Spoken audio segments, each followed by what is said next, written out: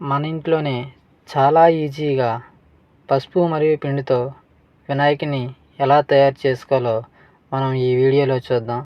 ఇంకొక బొమ్మ కూడా చాలా ఈజీగా తయారు చేసుకునేలా చేశాను. అది కూడా ఛానల్లో అప్లోడ్ చేస్తాను. మిస్ అవ్వకూడదు అనుకుంటే ఛానల్ సబ్స్క్రైబ్ చేసి వీడియోని లైక్ చేయండి. వెల్కమ్ టు నేను మీ ఈశ్వర్ ఛానల్. కప్పు మైదా ఒక గిన్నెలో పోసుకొని దాంట్లో వాటర్ వేసి బాగా మిక్స్ చేసి ఉండలు లేకుండా శుభ్రంగా కలుపుకోవాలి. అలా కలిపిన మిశ్రమాన్ని స్టవ్ పై పెట్టి ఒక 3 నిమిషాలు పేస్ట్గా మారేంత వరకు కలిపి అందులో 1 కప్పు రైస్ ఫ్లోర్ను కూడా వేసి శుభ్రంగా కలుపుకోవాలి.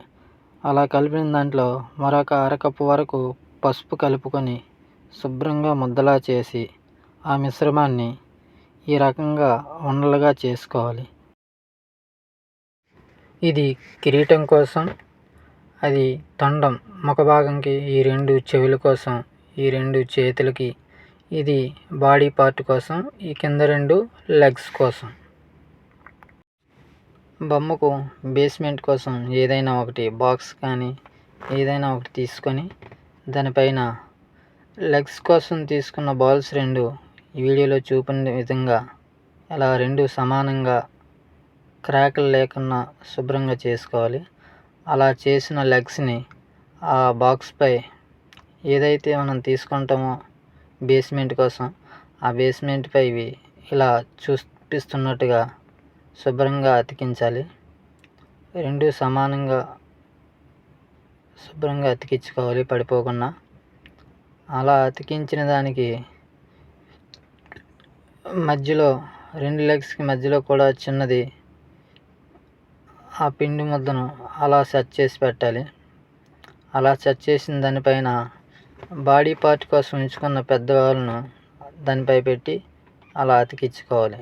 ఇలా శుభ్రంగా చుట్టుపక్కల అతికించి ఇప్పుడు చేతుల కోసం ఉంచిన 2 బాల్స్ను తీసుకొని ఇప్పుడు లెగ్స్కి అయితే ఎలా చేసామో అదే విధంగా చేసి 2 సమానంగా చేసి ఆ బాడీ పార్ట్ పైన అలా సమాంతరంగా నీట్గా అతికించుకోవాలి. ఎక్స్ట్రా ఉందనుకుంటే కొద్దిగా తీసి పక్కన పెట్టుకోండి.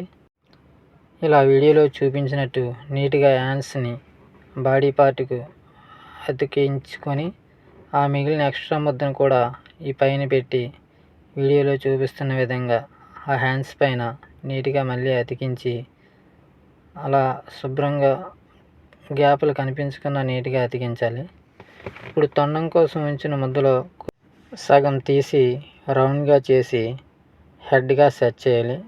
చూపిస్తున్న విధంగా ఆ బాడీ పార్ట్పై అది అతికించాక నీట్గా చుట్టుపక్కల నీట్గా అతికించుకోవాలి. ఇప్పుడు చేతులు కాళ్ళకి షేప్ వచ్చేలాగా వేళ్ళతో కొద్దిగా ఇలా వీడియోలో చూపిస్తున్న విధంగా కొద్దిగా ఒత్తితే చేతులు కాలు షేప్లా కనిపిస్తుంది. ఇప్పుడు ఆ పైన హెడ్కి ఈ తొండం భాగాన్ని అటాచ్ చేసుకుందాం. ముందు ఏదైనా మీ దగ్గర క్లాత్ ఏమైనా ఉంటే కండువాలాగా సెట్ చేసి అలా పెట్టుకోండి. ఆ పైన తొండాన్ని అమర్చి ఇలాగా తిప్పి పెట్టి శుభ్రంగా చుట్టుపక్కల అతికించుకోవాలి. అలా అతికించిన తర్వాత తొండంపై లైట్గా అలా ఒత్తితే కొద్దిగా కళ్ళు పెట్టుకోవడానికి షేప్ మనకు వస్తుంది. ఆ తర్వాత కిరీటం కోసం పైన చిన్నది చేసి అలా పెట్టుకోవాలి. 2 చిన్న బాల్ని చెవులకి పక్కన ఇలా పెట్టుకోవాలి. అలా అతికించిన తర్వాత ఆ కిరీటం కొద్దిగా పెంచడానికి పైన కూడా చిన్న చిన్నవి ఫస్ట్ పెద్దది తర్వాత చిన్న చిన్నదిగా అలా పెట్టుకుంటూ వెళ్ళాలి.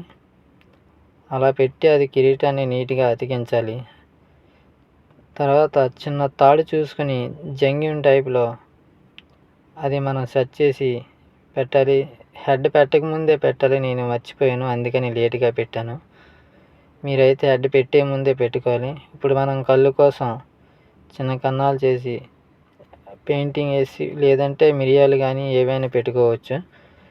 నేను పైన వైట్ కలర్ పెట్టాను తొండంపై నామాలాగా బొట్టు కోసం. కిరీటానికి కూడా కలర్స్ వేస్తున్నాను. స్కూల్లో పిల్లలకి ఇచ్చే వాటర్ కలర్స్ ఉంటాయి కదా, ఆ కలర్స్ వాడాను నేను. ఆ కలర్స్తో కిరీటానికి డెకరేషన్ చేస్తున్నాను కలర్స్ వేసి. అలాగే తొండంపై కూడా అలా ఖాళీ ఉంచకుండా డిజైన్ లాగా వేసాను. చేతిపై హోమ్ పెట్టాను. ఒక చేతిపై ఉండ్రాల్లాగా రౌండ్ చేసి పెట్టాను. పక్కనే ఎలకను కూడా తయారు చేసి పెట్టాను. అలా చేసిన తర్వాత కొమ్ముల కోసం అగ్గిపుల్లను తీసుకొని 2 కట్ చేసి వాటిని తొండానికి ఇలా గుచ్చి నీట్గా అమర్చుకోవాలి. ఫైనల్గా బొమ్మ అయితే ఇలా వచ్చింది. వీడియో నచ్చితే తప్పకుండా లైక్ చేయండి.